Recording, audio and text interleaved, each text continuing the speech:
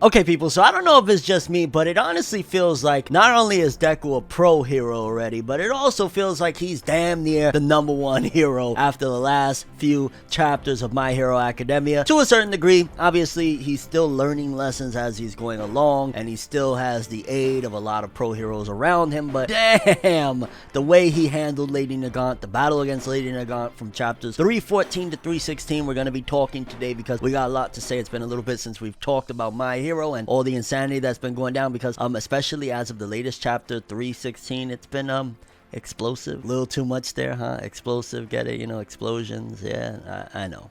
All for One, showcasing just how much of a villain he really is. I love it. Like, he's just genuinely an evil piece of shit. There's like probably next to no redemption for this dude after just everything we're seeing. Like, everything he's done already, and then in the last few chapters and how he did Lady Nagant. How you doing, Lady Nagant? Like that, All for One? What's your problem, fam? We got a lot to discuss. Without further ado, people, let's talk a little bit of that My Hero Academia greatness.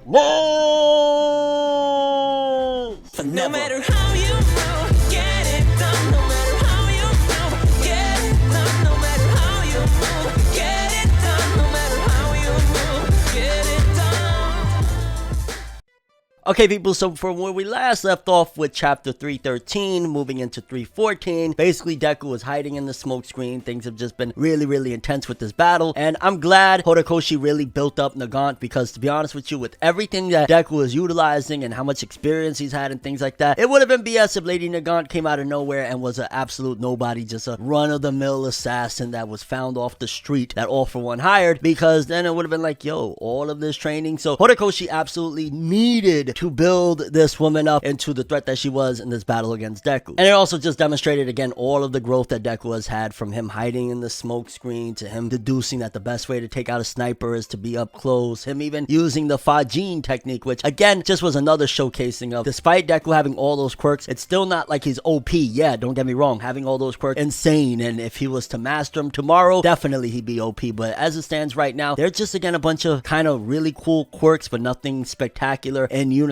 So even though you have like, hey, I got water gun, I got ember and things like that, yeah, that's all great, but it's not like it's the most hacks thing in the world, because he uses Fajin, and I think he ended off 313, if I'm not mistaken, using Fajin, and it didn't get the job done. In fact, it kind of just showcased Deku his limits to where he's at right now, which it kind of reset things to a certain degree, because remember, Deku for a while, he had a limit to one for all of how he can only use a certain percentage. Now he has a limit on the amount of quirks he can use in the last few chapters at the very least, is showcased. And it really dove into Nagant's backstory with the safety commission. I mean, we already knew a little bit, but it just really went into, she knew everything because of the safety commission. They told her everything she knew. And it just showed as well Nagant's kind of mindset and where she was at with all of this. This isn't somebody that is just like, I'm evil. You know, this isn't like All for One or anything like that. This is somebody that got really sick of being in this job, felt like everything was an illusion. She was basically jaded to the hero society and the structure, because throughout all of these chapters, one thing that she kept emphasizing up until the end was that this is all an illusion. This is all false. This is all not real. We're basically believing that we have like these freedoms and that there's this structure, but it's all bullcrap, because behind the scenes she's doing these dastardly things that are being sanctioned by government officials to like, go kill this person, go do this to these heroes that are going rogue. So she was just again jaded to the whole idea and the whole concept. She felt like she went too far down the rabbit hole on some like Matrix shit that she was just mind blown and couldn't accept it and didn't want to. And I loved in 314 the mention of how once upon a time vigilantes ran loose, because I know a little tiny bit about My Hero Academia Vigilantes, the spin-off manga that's been going on, and we've never really heard about vigilantes like that. In fact, one of the very few that we heard was the hero killer Stain, and they more so classified him as a villain, but vigilantes aren't really a thing anymore. So it kind of makes me wonder what the hell happened to the vigilantes. Like, why aren't they a big staple in society anymore like they are in, seemingly anyway, the My Hero Academia vigilante story? So I'm guessing somewhere in between that part of, you know, or that manga and where we're at right now, because I want to say it predates the beginning of My Hero Academia, something happened where society switched, because she even says that for a while the vigilantes were staples and society accepted them. And it's just wild how much Horikoshi really gave a look into Nagant, of just how she was fractured, how her mind broke, of like all the dark things she had to do, the assassinations, and then after having blood all over you and, you know, killing somebody, you gotta go and shake children's hands and shit like that. Yeah, that would traumatize you. Nagant was traumatized, and that's one of the things that probably was a straw that broke the camel's back. Like, I can't take this no more, it's too much. And I ain't gonna lie, it did feel a little eerily like, holy cow, but then again, it's probably probably Horikoshi implementing like ideologies of like, yo, society is a sham, socialism, all of these things are a sham, because it kind of went a little bit into that with Nagant just saying certain aspects of, with Nagant saying certain things. Like the higher ups are convincing everybody it's all sunshine and rainbows and things like that. Kind of just felt a little bit like a social commentary on the real world. And we got the real reason as to what actually happened for her to become a criminal, because it wasn't that she killed another pro hero. It was the president of the safety commission was giving her orders, and eventually she said no, and he tried to say, I bet we'll see what happens, and she killed him, and then they kind of covered it up, which yet again showcases more of what she's been talking about. The lies, the bullshit that they've been putting on this entire time. And honestly, you could argue, and this is one of the reasons why during the Liberation Army War, is that what it was called? The Paranormal Liberation War? You know, anyway, Shigaraki's war that he just waged last arc. That was one of the reasons why I was kind of like, I get it. Like, you don't like the society's norms. It's messed up and you're, you know, doing horrible things. So definitely you're wrong. But ultimately, I understand a little bit of the psychology behind it and the, you know, just the ideals of like, yo, you want to switch society at all costs and keeping it real. No big change, no impactful change, no long lasting change has ever come across from just peaceful things happening. Sometimes, you know, gotta break a few eggs to make an omelet. And while I disagreed with Nagant, she said, you know, Deku, if we just follow the status quo, things are gonna repeat, which I agree with that. But then she says, oh, but under All for One, everything at least will be transparent. That I don't agree. I don't know where she got in her mind that things will be transparent, because he's a double-crossing snake. Like, you can't trust All for One either. Like, you don't know what he's trying to do. For all you know, he's trying to have everybody in the world walk around butt naked with kangaroo hats on or some shit. You don't know. And then towards the end of that chapter, Deku caught her off guard and showcased yet again his growth. Deku is not the same Deku. I keep stressing this since this arc started. This is not the same character where he says, yo, I understand now. Everything ain't all black and white. There's a big shade of gray throughout a lot of different things. So yeah, I get it. And tells her this is why I want to help. And then Nagant kind of went a little dirty, which, I mean, it's been part of her job to do dirty things. She shoots off a blast at Chisaki, aka Overhaul. And I think also this kind of goes into the whole idea of this is still an academia. These are still lessons that are being learned. It kind of reminds me of, I forget which Batman movie was it. It was, I want to say Batgirl and Robin, or Robin and one of Batman's love interests. And like, he had to catch one of them while they was falling. And that kind of reminded me of that to a certain degree. Obviously a little bit different circumstances, but basically it was a test like, okay, he's a villain. He's somebody that hurt people you care about. Can you put aside all of that and save him? Now, I don't know if that was exactly what Nagant was going for, but I felt like that was yet again a part of the academia portion of this story. We are not in the school anymore, but Deku is still learning lessons, and that was an interesting and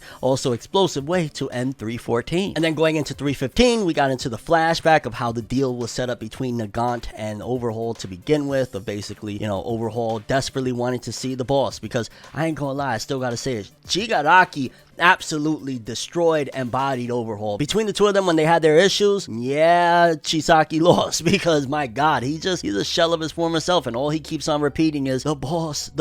Like, yeah, maybe Overhaul belonged in the, you know, the booby house, so to speak, you know what I'm saying? And basically the deal was, I'll help you ID Deku. It's not about revenge or anything like that.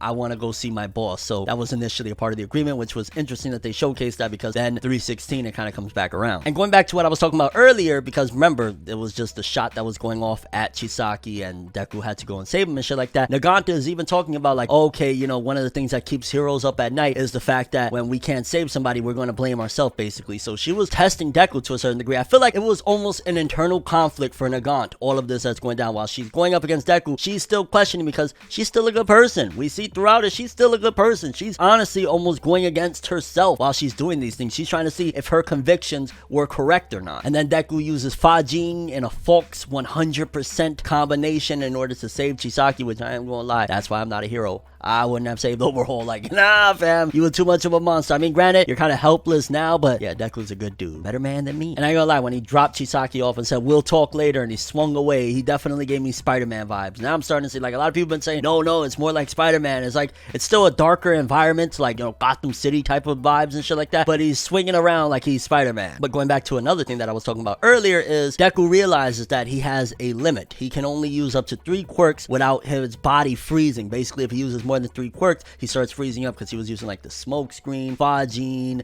One for All, 45%, and the Black Whip, if I'm not mistaken, and it was freezing up his body. So we know that there's still room to grow. He can't just use all the quirks in unison, fly, all of this shit, and still keep on moving. He gotta, you know, slow it down. So again, there's still some advancement to be had. And following that, Deku uses Fajin again, grabs a hold of Nagant, and he realizes, like, and he probably knew it all along, like, you're really not that bad of a person, because if you was, your first shot, you would have hit me in the lower body to kind of paralyze me and slow me down for good. Nagant all along was really challenging herself. And after a little bit of convincing, Nagant seems to be kind of, you know, having a change of heart. But of course, the mastermind, which I am gonna lie, these last few chapters, All For One has become an even better villain. Like, he was already a dope villain. Like, yeah, it's All For One up in this biatch, fam. But fam, when we find out that he put in that failure clause, basically, if you don't do what I say after we just made this deal and I just gave you that extra quirk, ba-boom! Nagant blows up and All For One is there smiling, saying she was just a tool. And I'm like, All For One, yo, you becoming even more and more deadly little badass than ever before, fam. Like, he's really showcasing why he deserves to be that villain. Like, I've had my internal conflict about him. I've mentioned it before. I've expressed it before in my hero videos, saying like, yo, you know what I'm saying? I really want Shigaraki to be that dude, and Shigaraki still might be. We might end up, who knows if the time skip is still going to happen or not, but maybe Shigaraki will be after him. But I'm really liking All For One right now, of just how he's like a Frieza right now, almost just really freaking evil. And 315 ended off with Hawks going and saving Nagant, grabbing her, and yeah, I mean, things is just moving. Honestly, the pacing on these chapters, it feels like this arc should have been longer, because 316 pretty much for the most part wrapped this whole little mini arc up, and I felt like this arc could have lasted a lot longer. Granted, I mean, it wasn't like, oh my god, too fast or anything like that, but definitely feels like it's been sped up. The story has been sped up because a lot of progression was had in between these chapters of this small arc. Because then we run into 316 and the pro heroes, Endeavor and them have arrived. Endeavor says, yo, I will slow down a little bit because obviously his flames and it was raining, and Hawks, even though he grabbed Nagant to save her,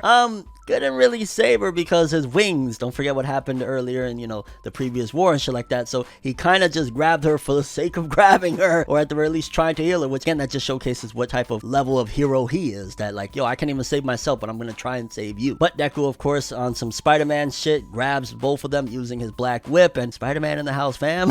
And again, which honestly, now that as I'm going through this review, it honestly feels like this arc, while there was a lot of progression and showcasing of where Deku's at right now, just this was a mini arc introducing this character Nagant that I hope she doesn't die in a way. Like, part of me was like, yo, if she died, it would have been crazy. But then at the same time, like, with everything we've got with her, like, she kind of had a whole character development throughout this arc, and that's one of the specialties of My Hero Academia. It does the villains really, really good, because as Hawks is talking to her, saying, yo, I'm your replacement, you know, I know All For One sweet talked you with his absolute nonsense, and that's why you did these things. Like, that's not you, fam. And basically he talks to her and says like, yo, leave us some hope, some knowledge, trying to get some insight before, you know, potentially she dies. Which again, it felt like it was leading to her dying there, with the way he was talking, like, come on, leave us with something, like if she's about to drop dead. So if she does survive, it kind of makes that scene a little less impactful for me anyway. The scene of Hawks in particular saying, come on, leave us some words of wisdom, fam. And going back to what I was just saying about Nagant kind of having this internal struggle, and this kind of being about Nagant, her looking at Hawks and saying, damn, how does he have this sparkle in his eye that I lost so long ago? If he's my replacement, he's done some dirty shit too. How is he still looking like that? But she spills the beans that apparently within 2 months she was supposed to bring Deku to this mansion in the woods, and that was basically a part of the plan, and that's what All For One wanted, on top of the fact that there's other people that have this mission as well, which is kind of a setup for a long-lasting thing that's going to be, I'm imagining, going down, of people hunting down Deku. As Deku's trying to clean the city, people are coming after him. There's money on his head. And from what it looked like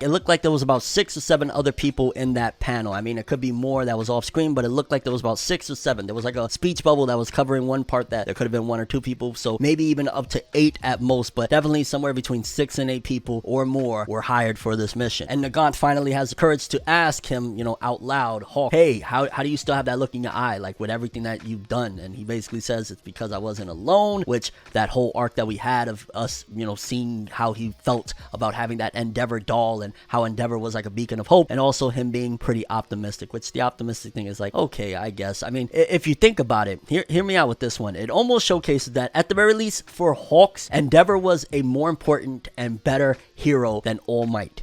Endeavor gave Hawks hope. Endeavor is probably the reason Hawks is still here. So for Hawks, Endeavor probably has been the #1 hero his whole life, which is really awesome to think about. Even if it's just one person probably thought of Endeavor better than All Might. And then Endeavor arrives with Chisaki there, all bugged the hell out, and Deku, which, oh my god, the serious look in Deku's eyes. Again, Deku has changed, people. Deku has changed dramatically. And Deku basically tells Overhaul, yo, if you apologize to Eddie, then I will honor your agreement that you had with Nagant about seeing your boss. So I ain't gonna lie, I'm dying to see what happens and what becomes of Overhaul after he sees his boss. Like, is that gonna be the last time we see him? Like, he's just hugged up with his boss? Because it almost feels like, to a certain degree, and it's possible that maybe Horikoshi is going back to some of the things that we, went through early on, and he's going to be wrapping their characters up entirely as we're moving forward. Because just think about it, we already saw Muscular, and he kind of got wrapped up that basically he's just nuts and he just want to do bad thing. Now Overhaul, if he meets up with his boss, that'll kind of wrap his character up, and we saw that as well. Stain was released from the jail, so he might have a big thing. Like, it could very well be that everything is being wrapped up. We wanted a time skip really badly, but this actually could very well be the end before us. We're actually seeing it ending little by little. And throughout that entire exchange, it is said that Deku was injured very badly, which rightfully so. As much as Nagant's been hyped up, he better have been injured very badly. And then it cuts off, which again felt like it was very sped up. Like, there should have been a chapter in between, or this should have been the next chapter, because it cuts from all of that happening to I'm imagining a few weeks or a few days pass or something if Deku was badly injured, because they're now at the mansion in the Highbody Woods, if I'm not mistaken, that's what it was called. And Deku is leading the charge, which again, Deku looking like the #1 hero. That's what I was talking about earlier in this video. He looking like the #1 hero. He's looking like he's leading the charge into it, which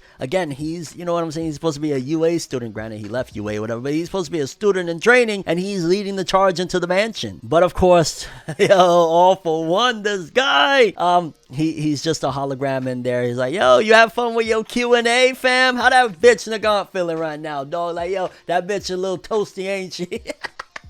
And he goes on a speech about socialism and democracy and how it's all wrong. And basically, you could be a regular person and one false thing happens and you get branded as a, villain. Like, it don't even have to be a false thing. It could just be something to do with you in particular. You did nothing wrong and you get branded. Like, a part of me is feeling like, to a certain degree, that All For One was a regular kid and at some given point he was bullied into this. Like, I wouldn't be surprised if All For One is just like a victim of bullying. That would be freaking insane and kind of lame to a certain degree. Like, you're doing all this because you would tease as a kid, but I'm sure there's more to it. But the way he's talking, it kind of feels like that, like, oh, I couldn't just be myself. And or maybe he was bullied because he had some sort of sickness or something where he couldn't stop smiling. I don't know. And it really got creepy when he told Deku, the whole time I was in jail, fam, I was thinking of you. I was like, yo, pause like a motherfucker. Why was you thinking about a little kid while you was in jail, fam? You nasty motherfucker.